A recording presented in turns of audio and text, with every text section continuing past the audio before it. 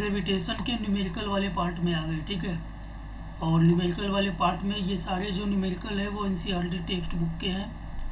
पहला जो न्यूमेरिकल है क्या है, how does the force of gravitation between two object change when the distance between them is reduce to half. यानी gravitational force पे क्या इफेक्ट पड़ेगा, मतलब है जो ग्रेविटेशनल फोर्स है उस पर क्या इफेक्ट पड़ेगा अगर दो ऑब्जेक्ट मतलब m1 ऑब्जेक्ट और m2 ऑब्जेक्ट इनके बीच की जो डिस्टेंस है वो रिड्यूस टू हाफ हो जाए।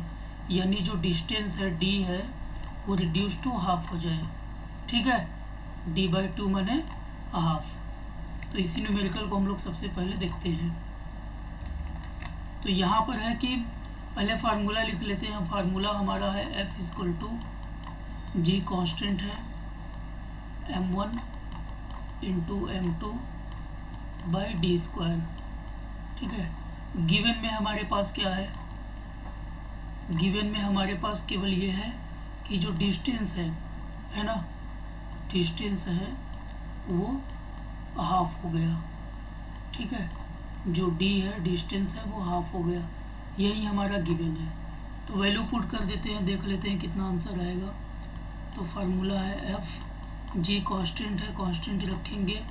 m1 m2 की वैल्यू नहीं दी गई है तो यहाँ भी हम लोग m1 × m2 ही रखेंगे। और यहाँ d की वैल्यू दी गई है हाफ, तो ये d है d/2 का होल स्क्वायर। और इसको सॉल्व अगर हम लोग करेंगे तो क्या आएगा, अगेन G कांस्टेंट है, m1 × m2 है बाई d²/4, d²/4। ये 4 हमारा यहाँ जाएगा ऊपर, तो ये हो जाएगा 4 × G constant m1 × m2 by d²। अब यहाँ पूछा जा रहा है d² ये, ठीक है। यहाँ पूछा जा रहा है तो ग्रेविटेशनल फोर्स पे क्या इफेक्ट पड़ेगा। अब ये ग्रेविटेशनल फोर्स का फार्मूला है और ये वैल्यू सेम है। चेंज क्या आया, 4 टाइम्स। यानी जो ग्रेविटेशनल होगा वो ग्रेविटेशनल फोर्स होगा वो 4 टाइम्स हो जाएगा। आंसर हमारा आएगा 4 टाइम्स, ठीक है। तो हमारा ग्रेविटेशनल अगर डिस्टेंस के दोनों के बीच की जो दोनों ऑब्जेक्ट है उनके बीच की डिस्टेंस को अगर हाफ कर दें तो हमारा जो ग्रेविटेशनल फोर्स है वो 4 टाइम्स हो जाएगा, 4 गुना, ठीक है। चलो अगला न्यूमेरिकल देखते हैं। दूसरा है what is the magnitude of gravitational force. Again हमें ग्रेविटेशनल फोर्स की वैल्यू निकालनी है, यानी कि F = हमें जो है फाइंड आउट करना है।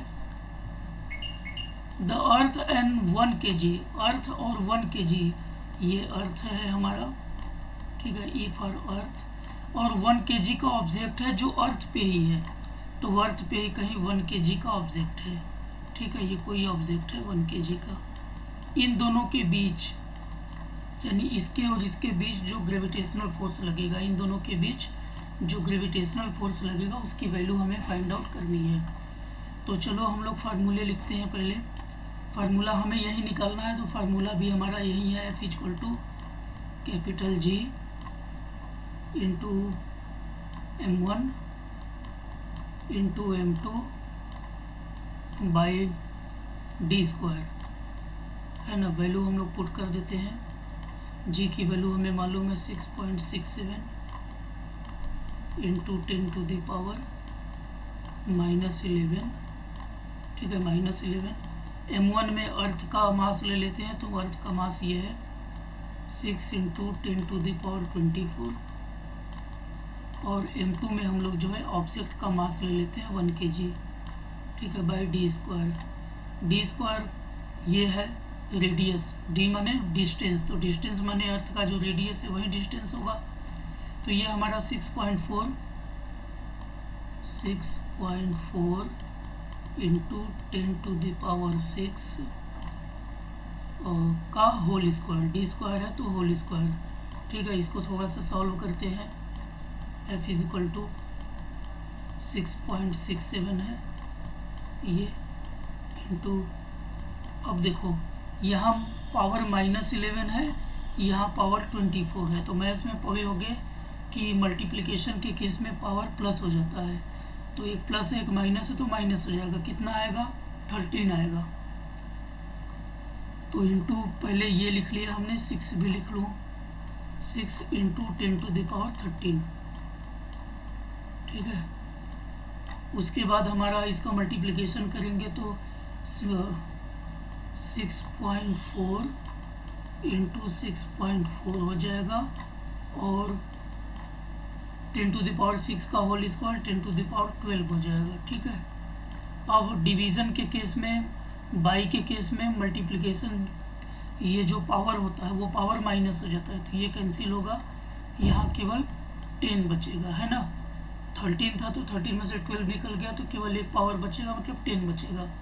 अब इसको, इन सबको हम लोग सॉल्व कर देंगे तो ये हमारी वैल्यू जो है आएगी 9.8 न्यूटन, ये हमारी वैल्यू आएगी, ठीक है। तो ग्रेविटेशनल फोर्स हमारा कितना आएगा, 9.8 न्यूटन के बराबर। और ये 9.8 न्यूटन क्या है, ये स्मॉल जी की वैल्यू भी है, ग्रेविटी की वैल्यू है, यानी एक्सीलरेशन ड्यू टू ग्रेविटी जो है उसके बराबर फोर्स लगेगा। तीसरा न्यूमेरिकल है कि what happens to the force between the two object, दो ऑब्जेक्ट के बीच का फोर्स क्या होगा, ठीक ना। फर्स्ट है the mass of one object is double, अगर एक ऑब्जेक्ट का मास डबल कर दिया जाए तब जो है फोर्स के ऊपर क्या इफेक्ट पड़ेगा, तो देख लिया जाए। पहला है, फार्मूला हमें यही रखना है, हम चाहें तो कैपिटल जी ना भी रखें तो भी चलेगा। फार्मूला हमारा ये है m1 m2/d², ठीक है। अब यहाँ पर हमें दिया क्या है, वन ऑब्जेक्ट का मास डबल हो जाए तो g है इंटू m1 को समझ लो हम लोग डबल मान लें, m2 हमारा वही रहेगा, तो d², ठीक है। तो इसको जो है सॉल्व करेंगे तो ये 2 पहले आ जाएगा, 2m1 यहाँ कर दें, 2m1 2 पहले आ जाएगा, बचेगा g into m1 into m2/d², ठीक है। अब इसको जो है मेन फार्मूले से कंपेयर करेंगे तो हमारा आंसर कितना आ रहा है, 2 माने डबल, ठीक है। डबल लिखो या 2 टाइम्स लिखो, एक ही बात है, ठीक है। अब सेकेंड में क्या है, the distance between the object, ये जो डिस्टेंस है मतलब डी की वैल्यू को हम लोग जो है एक बार डबल करें एक बार ट्रिपल करें, अच्छा दो क्वेश्चन है, एक बार डबल करके डी की वैल्यू एक बार डबल 2D कर ले और डी की वैल्यू एक बार ट्रिपल माने 3D करके देख ले। तो आइए देखते हैं, सेकेंड है हमारा, डी की वैल्यू हम लोग एक बार 2D रखेंगे, ठीक ना। तो फार्मूला हमारा वही है, F = G m1 into m2/d², ठीक है। g की जगह g रहेगा, m1 m2 पे कोई फ़र्क नहीं पड़ रहा है, सेम रहेगा। d की वैल्यू डबल करनी है तो यहाँ 2 का स्क्वायर हो जाएगा, 2 का स्क्वायर जब होगा तो क्या आएगा, 2D का स्क्वायर, ठीक ना। तो 2, इसको ऐसे कर दें, इसको होल ब्रैकेट कर दें, 2D का स्क्वायर, तो हो जाएगा g m1 इंटू m2/4d²। अब इसको थोड़ा सा और सॉल्व करेंगे तो 1/4 लिख सकते हैं, ये जो नीचे 4 है इसको 1/4 लिख सकते हैं, और यहाँ g m1 इंटू m2/d² है ना। तो फिर ये इस चीज़ को ये पहले वाले फार्मूले से अगर कंपेयर हम लोग करेंगे, इस फार्मूले से कंपेयर करेंगे तो हमारा वैल्यू कितने है, 1/4। तो ये जो है ग्रेविटेशनल फोर्स हमारा कितना आएगा, 1/4, यहाँ पर आएगा 1/4, 9 मैंने गलत लिख दिया है, 1/4 टाइम्स, ठीक है। अब उसी तरह d की वैल्यू 3D रख के देख लेते हैं, तो इसी में जो है हमारा d = 3D रख के देख लेते हैं। तो फार्मूला हमारा वही है, फार्मूला हमारा क्या है, F = G m1 into m2/d², ये हमारा फार्मूला है। रखते हैं वैल्यू को, F = यहाँ पे लिखते हैं, ठीक है।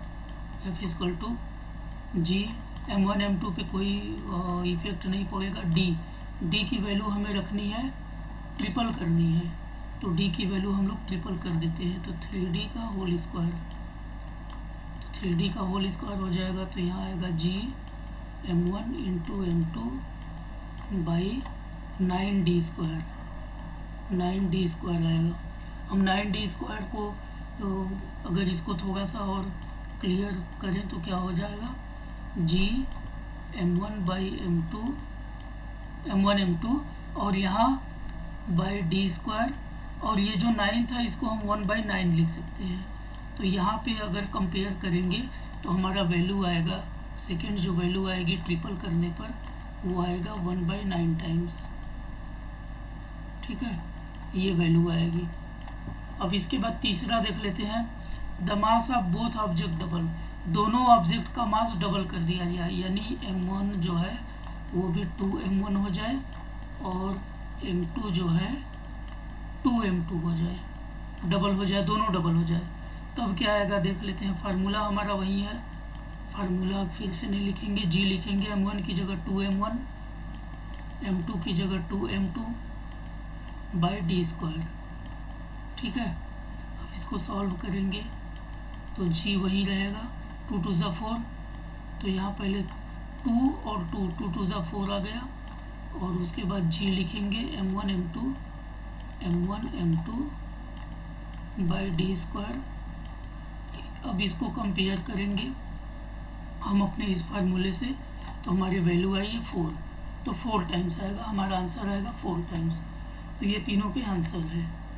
नेक्स्ट क्वेश्चन है, क्वेश्चन नंबर 4 है, gravitational force on the surface of the moon, moon के सरफेस पे जो ग्रेविटेशनल फोर्स होता है ना, यानी एफ मून, वो अर्थ के ग्रेविटेशनल फोर्स के, अर्थ के, ई फॉर अर्थ, मून पे जो ग्रेविटेशनल फोर्स होता है वो अर्थ के ग्रेविटेशनल फोर्स का 1/6 है, ठीक है। What is the weight in newton of 10 kg object, अब 10 kg का ऑब्जेक्ट है मून पे, उसका कितना वेट होगा, और 10 kg का ऑब्जेक्ट अर्थ पे कितना उसका वेट होगा। क्लियर है, हमें वेट निकालना है 10 kg ऑब्जेक्ट, जो हमारा ऑब्जेक्ट है m है वो 10 kg है, ये 10 kg मून पे कितना होगा, ये 10 kg अर्थ पे कितना होगा इसका वेट। चलो वेट निकालते हैं। वेट का फार्मूला क्या होता है, weight is equal to m into g, ठीक है। अब वेट पहले मून का निकालेंगे तो WM लिख दें, मतलब वेट ऑफ मून, ठीक है, WM। मास कितना है 10 kg, जी की वैल्यू कितनी है 1/6, मून पे 1/6 है ना, इंटू जी की वैल्यू होती कितनी है 9.8। अब इसको हम लोग सॉल्व करेंगे तो देखो ये 10 से मल्टीप्लाई होगा 98 हो जाएगा, 98/6, 6 से मल्टीप्लाई करेंगे तो हमारा आंसर रहेगा 16.34 न्यूटन। तो मून पे 10 kg का कोई ऑब्जेक्ट है, मून पे उसका 10 kg मास का कोई ऑब्जेक्ट है, मून पे उसका मास होगा 16.34 न्यूटन। अर्थ पे देख लेते हैं तो वेट ऑन अर्थ, ई माने अर्थ, फार्मूला वही है m इंटू जी, m की जगह हम लोग 10 kg रखेंगे और g की वैल्यू हमें मालूम है 9.8, और इसको सॉल्व करेंगे 9.8 है ये, ठीक है, इसको सॉल्व करेंगे हमारा 98 न्यूटन आएगा। तो ये हमारा आंसर आ गया, यानी मून पे जो ऑब्जेक्ट का वेट होगा 10 kg का, अगर कोई ऑब्जेक्ट है तो मून पे उसका वेट होगा 16.34 न्यूटन और अर्थ पे उसका वेट होगा 98 न्यूटन, ठीक है। नेक्स्ट न्यूमेरिकल देख लेते हैं। A ball is thrown vertically upward, एक बॉल है, सपोज करो ये अर्थ है, एक बॉल को ऊपर फेंका जा रहा है, कहाँ से फेंका जा रहा है, नीचे से फेंका जा रहा है, ठीक, विद अ वेलोसिटी, तो जिस वेलोसिटी से फेंका जा रहा है वो 49 है, यानी यू इनिशियल वेलोसिटी 49 है, ठीक है, मीटर पर सेकेंड, ठीक। निकालना क्या है, मैक्सिमम हाइट निकालनी है। दूसरा the total time it takes to return the surface, यानी बॉल ऊपर गया, ऊपर जाने के बाद फिर नीचे आएगा, इस पूरे में कितना टाइम लगा वो टाइम निकालना है। और पहले में हाइट निकालनी है कि यहाँ से यहाँ की पूरी हाइट कितनी है। तो हम लोग फार्मूला देखते हैं, पहले हमको गिवन लिख लेते हैं। देखो ऑब्जेक्ट इनिशियल वेलोसिटी हमें दी गई है u, ये है 49 मीटर पर सेकेंड। v, ऑब्जेक्ट जब ऊपर जाएगा, जब कोई ऑब्जेक्ट ऊपर जाएगा तो ऊपर जाने के बाद तुरंत नहीं गिरता, थोड़े समय के लिए रुकता है, यानी वेलोसिटी हो जाती है 0। ठीक है, ये हमें स्मॉल g की वैल्यू नहीं दी गई है तो हम अपने मन से रख लेंगे 9.8 क्या होता है स्मॉल g की, मीटर पर सेकेंड स्क्वायर। एक्सीलरेशन ही है ना, g एक्सीलरेशन है, मैंने बताया था। चलो अब इसको हम लोग सॉल्व करते हैं, ठीक ना। पहला है मैक्सिमम हाइट वाला फार्मूला कोई ऐसा यूज करो जिसमें u हो, v हो, g हो, तो हमें मालूम है वो फार्मूला होता है v square is equal to u square minus GH, 2GH minus 2GH। s होता है, s को हमने h कर दिया। यहाँ प्लस होता है, हमने माइनस क्यों कर दिया, क्योंकि ऑब्जेक्ट ऊपर जा रहा है। ऊपर जा रहा माने ग्रेविटी के अगेंस्ट जा रहा है। ग्रेविटी तो कहती है कि नीचे आओ, लेकिन हम बॉल को ऊपर फेंक रहे हैं तो अपोजिट डायरेक्शन में जा रहा है, इसलिए यहाँ पे g की वैल्यू माइनस होगी। ठीक है, और वैल्यू रखते हैं, v की वैल्यू 0 है, u हमारा 49 है, ठीक ना, u हमारा 49 स्क्वायर है, माइनस 2 है, g हमारा 9.8 है और h है। ठीक, अब इसके बाद इसको सॉल्व करेंगे। अगर इसको इधर करें, ये माइनस को पूरा इधर लेते हैं तो ये प्लस हो जाएगा, तो ऐसे ही लिख लेते हैं। हम लिखेंगे 2 into 98 into H is equal to 49 into 49, 49 का स्क्वायर 49 इंटू 49, तो ये हमारा आ गया। अब ये माइनस, ये पॉइंट हटाएंगे तो इधर 10 से मल्टीप्लाई होगा, कर दो। 2 से इसको 10 को कैंसिल करो, 5 आएगा। 49 से 98 को करो, कितना आएगा, 2 आएगा।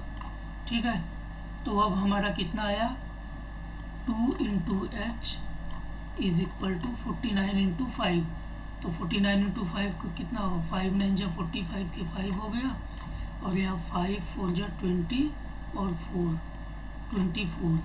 ठीक है, h की वैल्यू निकालेंगे तो क्या होगा, 245/2। इसको सॉल्व करोगे तो 1 आएगा, 2 आएगा, 2 आएगा, 0.5 आएगा मीटर। यानी मैक्सिमम हाइट पूछ रहा था, मैक्सिमम हाइट कितनी जाएगी, तो मैक्सिमम हाइट आएगी 122.5 मीटर। सेकेंड पूछ रहा है कि टोटल टाइम कितना लगेगा, तो इसको हम लोग मिटाते हैं, टोटल टाइम फिर से देखते हैं कितना लगेगा। तो एक बार वैल्यू फिर से लिख लें, v की वैल्यू 0 है, u की वैल्यू 49 मीटर पर सेकेंड स्क्वायर है, h की वैल्यू आई है, 122.5। अभी पीछे हम लोग h की वैल्यू निकाले हैं ना, अब टाइम निकाल गए। अब ऐसा फार्मूला देखें जिसमें ये सारी चीज़ें हो प्लस टाइम भी हो, तो ऐसा फार्मूला होता है v equal to u minus 80। अब हमने, ये तो u प्लस 80 होता है, लेकिन हम जब g लिखेंगे तो ये माइनस होगा। माइनस क्यों होगा, क्योंकि ऑब्जेक्ट को ग्रेविटी के अगेंस्ट ऊपर फेंका जा रहा है, तो अपोजिट डायरेक्शन की वजह से माइनस हो जाएगा। पीछे वाले में भी मैंने बताया था। अब यहाँ पे वैल्यू पुट कर देंगे, v की वैल्यू 0 है, u की वैल्यू 49 है, माइनस g 9.8 होता है, और टाइम। ठीक है, अब ये माइनस 9.8 अगर इस साइड आएगा तो ये प्लस हो जाएगा, तो यहाँ लिखते हैं 9.8, ये 9 है, टाइम इक्वल टू 49। अब ये माइनस डेसिमल हटाएंगे तो यहाँ 10 से मल्टीप्लाई हो जाएगा। अब इसको सॉल्व करेंगे, ये 2 जा आएगा, 2 आएगा, और 2 से इसको कैंसिल करेंगे, 5 आएगा, यानी टाइम आ गई 5। यानी 5 सेकेंड लगता है इस ऑब्जेक्ट को ऊपर जाने में, 5 सेकेंड लगता है। ये पूछ रहा है टू रिटर्न, तो नीचे अभी तो आएगा, तो 5 नीचे आने में भी लगेगा। तो टोटल टाइम कितना हो गया, टोटल टाइम हमारा हो जाएगा 5 + 5, और ये हो जाएगा 10 सेकेंड। तो इस तरह से न्यूमेरिकल होंगे। तो न्यूमेरिकल ये 5 मैंने अभी बताए, 5-6 न्यूमेरिकल इसके बाद भी बताऊंगा, ये चैप्टर फिनिश हो जाएगा। इसमें जो भी न्यूमेरिकल मैंने समझाया इसको कॉपी में करना है।